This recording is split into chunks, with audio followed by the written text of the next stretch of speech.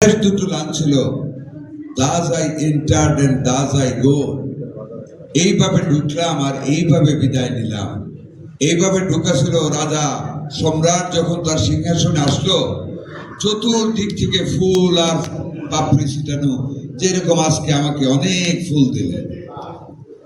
বিদায়ের যখন সম্ভব, আজকে যারা ফুল দিলেন তারা ইট কঙ্কর দিয়ে ঢিলাইলেন আর বাজে বাজে গালি দিলেন। কি কারণে? কর্মের কারণে, তাই না?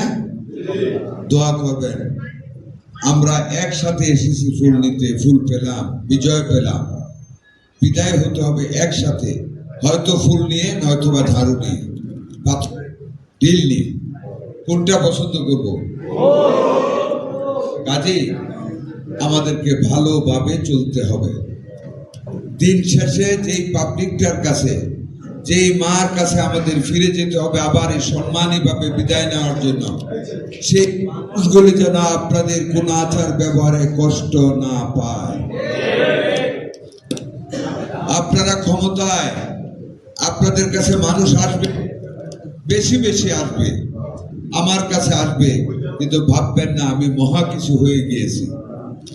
ভাববেন আমি ওদেরই মতো মানুষ, মাত্র আমাকে এমপি সাহেব বলছে কাজটা করিয়ে দিতে, এইটুকুই ডিফারেন্ট। অহংকার করবেন না। অহংকারের পতন যে কিভাবে হয় আমাকে বুঝিয়ে দিতে হবে।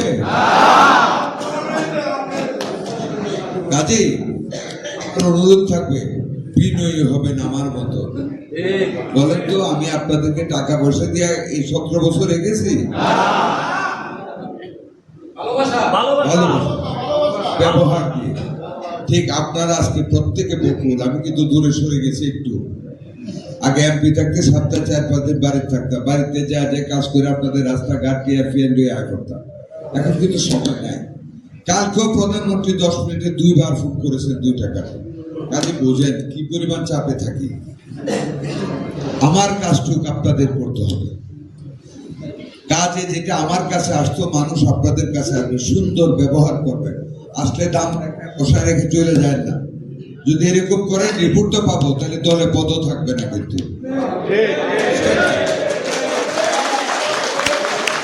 যারাই খারাপ করবেন, আমার পাবলিকের সাথে খারাপ আচরণ করবেন বা দুর্নীতির সাথে নিজেদেরকে জড়াবেন, সে যেই হোক না কেন করে দেওয়া হবে।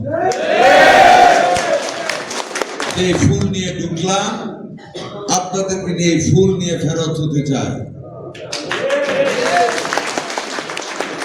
আজকে সারা বাংলাদেশের মানুষ আমার প্রশংসা করে, তার মানে আপনাদের প্রশংসা করে।